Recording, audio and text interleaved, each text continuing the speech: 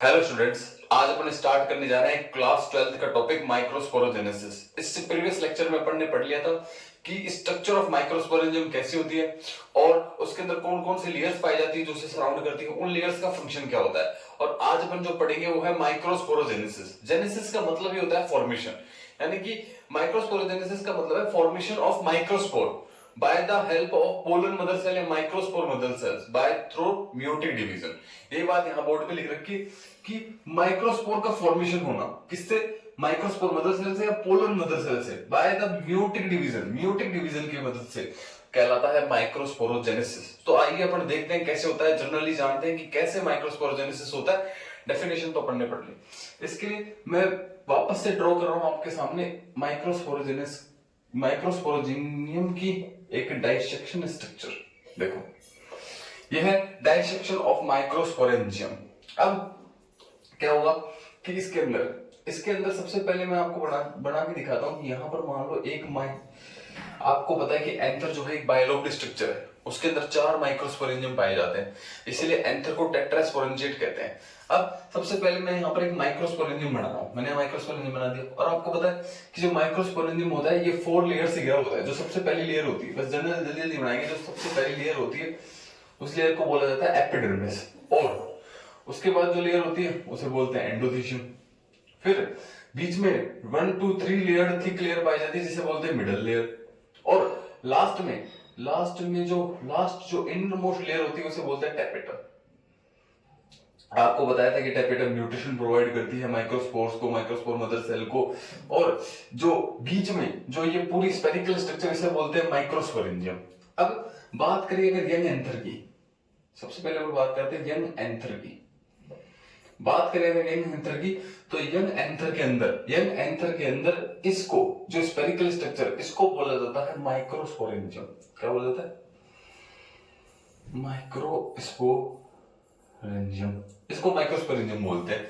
अब इसके अंदर बहुत सारी सेल्स भरी होती है और इन सेल्स को बोलते हैं स्पोरोजिनस टिश्यू। ये मैंने आपको पिछले लेक्चर में बताया था कि इन सेल्स को बोलते हैं स्पोरोजिनस टिश्यू, जो माइक्रोस्पोरेंजियम के अंदर भरी रहती है। It is filled with microsporangium भरा रहता है, it is filled with microsporangium sporogenous tissue. किससे भरा रहता है? स्पोरोजिनस टिश्यू से। देखो, सबसे पहले यंग एंथर के अंदर क्या होगा कि जो स्पेरिकल स्ट्रक्चर होगी, जो बीच में माइक्रोस्पोरेंजियम बोलते हैं, और इसके अंदर सेल्स पाई जाती है जिन्हें स्पोरोजिनस टिश्यू बोला जाता है। अब जैसे जैसे एंथर ग्रो करता जाता है तो माइक्रोस्पोरेंजियम के अंदर होता है सेल डिवीजन, और सेल्स का साइज बढ़ता जाता है, डिवीजन होते हैं, सेल का साइज बढ़ता जाता है, और जैसे सेल का साइज बढ़ता जाता है, ग्रो होते जाते हैं, तो अब माइक्रोस्पोरेंजियम को माइक्रोस्पोरेंजियम ना बोलकर अब बोलने लग जाते हैं अपन पोलन सैक। क्या बोलने लग जाते हैं? Pollen sac. जैसे कि ये है कनेक्टिव, मैं आपको बताऊं अब क्या होगा। देखो, ऐसा सब में हो रहा होगा, मैं आपको डेवलपमेंट दिखाने के लिए यहां पर बना रहा हूं, लेकिन ऐसा सबके अंदर होगा, चारों माइक्रोस्पोरेंजियम में होगा। अब जैसे यंग एंथर से ये ग्रो करने लग जाएगा, यानी ग्रोइंग एंथर बन जाएगा, तब क्या होगा? ये माइक्रोस्पोरेंजियम बन जाएगा पोलन सैक। इसका साइज बढ़ जाता है, ये बन जाता है पोलन सैक। और जैसे ये पोलन सैक बनता है तो जो स्पोरोजिनस टिश्यू है ये भी टाइम के साथ साथ अधिकतर तो स्पोरोजिनस टिश्यू डिजनरेट होती है, और जो बचती है अब उन्हें अपन स्पोरोजिनस टिश्यू ना कर उन सेल्स को अपन पोलर मदर सेल या माइक्रोस्पोर मदर सेल बोलते हैं। अब इसके अंदर कुछ सेल्स बच जाती है जिन सेल्स को अपन पोलन मदर सेल्स बोलने लग जाते हैं। पोलन मदर सेल्स जो कि क्या होती है? जो होती है हैप्लॉइड। पोलन मदर सेल या माइक्रोस्पोर मदर सेल जो होती है नेचर में हैप्लॉइड। क्या होती है? हैप्लॉइड। अब इसके बाद इस डायग्राम को रफ कर देते हैं। पोलन मदर सेल के बाद क्या होगा इसके बारे में जानते हैं कि पोलन मदर सेल के बाद होता क्या है। जैसे पोलन मदर सेल का फॉर्मेशन हुआ उसके बाद क्या होगा, तो पोलन मदर सेल के फॉर्मेशन होते हैं जैसे ही पोलन मदर सेल बढ़ गई, आपके सामने जो स्पोरोजिनस टिश्यू था वो किस में कन्वर्ट हो गया? पोलन मदर सेल या माइक्रोस्पोर मदर सेल के अंदर कन्वर्ट हो गया, माइक्रोस्पोर मदर सेल के अंदर। अब ये जो माइक्रोस्पोर मदर सेल होती है, पोलर मदर सेल होती है, इसको मैं डायग्राम से रिप्रेजेंट कर देता हूं। हर एक पोलर मदर सेल की बात करेंगे, जितनी पोलर मदर सेल होगी उनकी बात करेंगे। तो जो पोलर मदर सेल का जो नेचर होता है वो क्या होता है? डिप्लॉइड। ये इनकी स्ट्रक्चर कैसे होता है? डिप्लॉइड होते हैं, ये नेचर के अंदर होता है डिप्लॉइड। अब पोलर मदर सेल क्या करेंगे? जैसे ही पोलर मदर सेल का फॉर्मेशन होता है तो इनके अंदर होता है एक कंप्लीट मियोटिक डिवीजन, यानी कि वन कंप्लीट मियोसिस होगा या वन मियोसिस बोल दो, एक कंप्लीट मियोसिस होता है। अब जब भी किसी सेल के अंदर म्यूसिस होता है तो जो मदर सेल है वो डिवाइड हो जाती है 4 टोटल सेल में, और जो क्रोमोसोम है, डीएनए है, वो भी क्या हो जाते हैं, हाफ हाफ हो जाते हैं। इसीलिए जैसे ही इस मदर सेल के अंदर म्यूसिस होता है तो ये फॉर्म कर लेता है 4 माइक्रोस्पोर। कितने? 4 माइक्रोस्पोर। और ये जो चारों माइक्रोस्पोर हैं, ये चारों माइक्रोस्पोर जुड़े होते हैं बेटा कैलोस बेड से, इसीलिए पर माइक्रोस्पोर ना करके इन्हें बोलते हैं माइक्रोस्पोर टेट्राड। इन्हें बोलते हैं माइक्रोस्पोर टेट्राड, क्योंकि ये कैलोस बैंड से जुड़े होते हैं। अब जैसे बाद में क्या होता है कि टेपेटम का एक फ्रैक्शन मैंने आपको बताया था, टेपेटम क्या करती है, टेपेटम सीक्रेट करती है कैलेज एंजाइम, और ये जो कैलेज एंजाइम है, ये जो कैलेज एंजाइम है जो टेपेटम सीक्रेट करेगी फ्रॉम टेपेटम, ये क्या करेगा, इन कैलोस बैंड को डाइजेस्ट कर लेगा, इन कैलोस बैंड को डाइजेस्ट कर लेता है और इसे कन्वर्ट कर देता है इसके अंदर 4 इंडिपेंडेंट माइक्रोस्पोर में, 4 इंडिपेंडेंट माइक्रोस्पोर में। अब ये फॉर्मेशन हो गया किसका, माइक्रोस्पोर का। अब आपने देखा कि ये तो थी डिप्लॉइड, ये थी पोलन मदर सेल जो थी डिप्लॉइड। जैसे ही म्यूसिस होगा तो हाफ हाफ नंबर में डीएनए क्रोमोसोम डिवाइड हो जाते हैं, इसीलिए ये माइक्रोस्पोर टेट्राड क्या होंगे, हैप्लॉइड। अब जैसे अब माइक्रोस्पोर टेट्राड हैप्लॉइड है तो ये माइक्रोस्पोर भी क्या होंगे, हैप्लॉइड होंगे।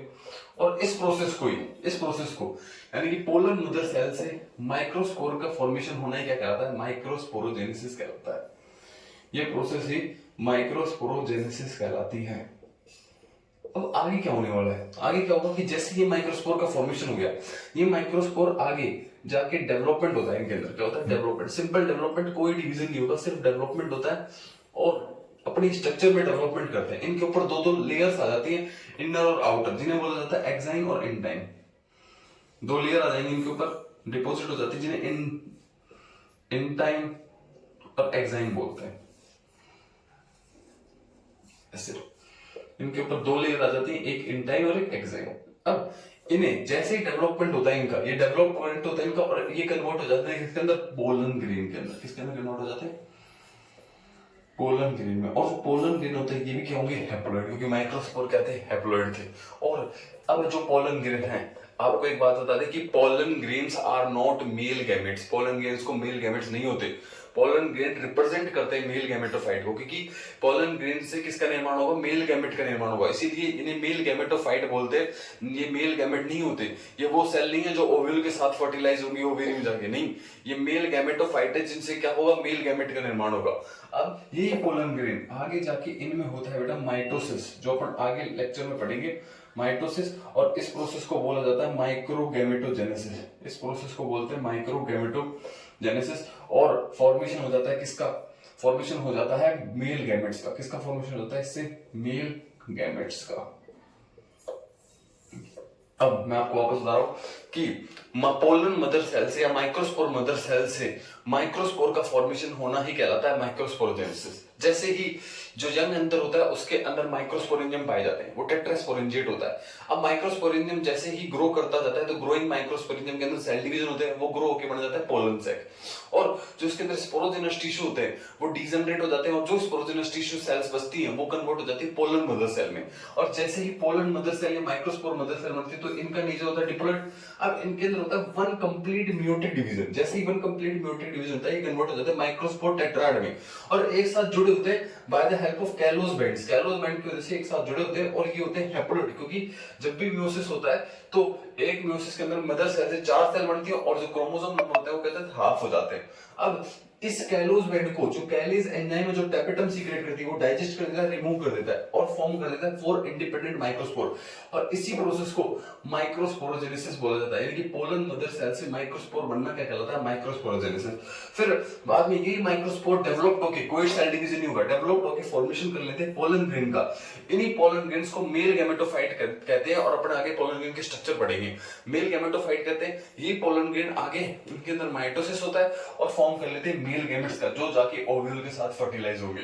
अब आपको समझ में आ गया होगा कि कैसे फॉर्मेशन होता है किसका, माइक्रोस्पोर का। अब जैसे ही माइक्रोस्पोर बनते हैं, अब मैं आपको स्ट्रक्चर पे वापस ले चलता हूं जो मैंने स्टार्टिंग में बनाई थी। अब आते हैं वापस से स्ट्रक्चर पर, जो मैंने आपको स्टार्टिंग में समझाई थी उस स्ट्रक्चर पर वापस आते हैं। तो क्या होगा इसके अंदर, तो मैंने आपको बताया जैसे यंग एंथर होता है, जब यंग एंथर होता है चारों लेयर्स प्रेजेंट होती है, और यंग एंथर में जो सर स्पेरिकल स्ट्रक्चर होती है जिसे माइक्रोस्पोरेंजियम बोलते हैं। इस माइक्रोस्पोरेंजियम के अंदर सेल्स बनी होती है जिन्हें स्पोरोजिनस टिश्यू बोला जाता है, और यही जब ग्रो होता है, जब एंथर ग्रो होता है तो ग्रो होता है तो इनके अंदर क्या होता है, सेल डिवीजन होता है, उनका साइज बढ़ जाता है और ये कन्वर्ट हो जाता है पोलन सैक के अंदर। किसमें?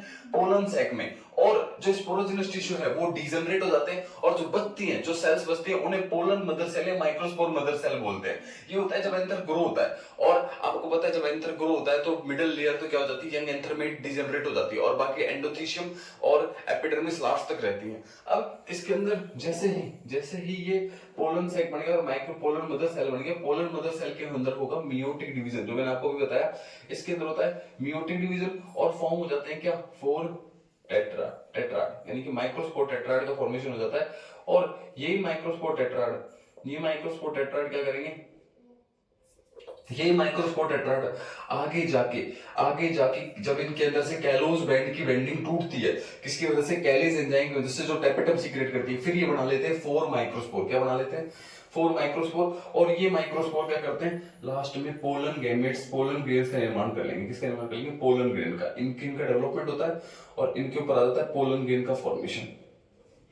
ये पोलन ग्रेन का फॉर्मेशन कर लेते हैं।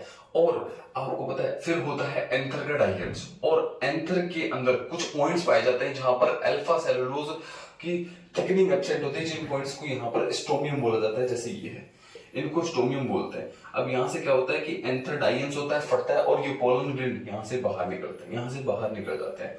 और 60% एंजियोस्पर्म्स में तो पोलन ग्रेन्स के डाइहेंस के बाद, एंथर के डाइहेंस के बाद पोलन ग्रेन मेल गैमेट्स में बदलते हैं और 40% एंजियोस्पर्म क्या होता है, यही पोलन ग्रेन किस में डेवलप क्या हो जाता है, मेल गैमेट में बदल जाते हैं और फिर एंथर का डाइहेंस होता है। और ये हो गया आपका माइक्रोस्पोरोजेनेसिस कंप्लीट। अब अपन नेक्स्ट टॉपिक स्टार्ट करेंगे, पोलन ग्रेन की स्ट्रक्चर। तो वीडियो को लाइक कीजिए और चैनल को सब्सक्राइब करिए और बने रहिए चैनल के साथ। Thank you very much.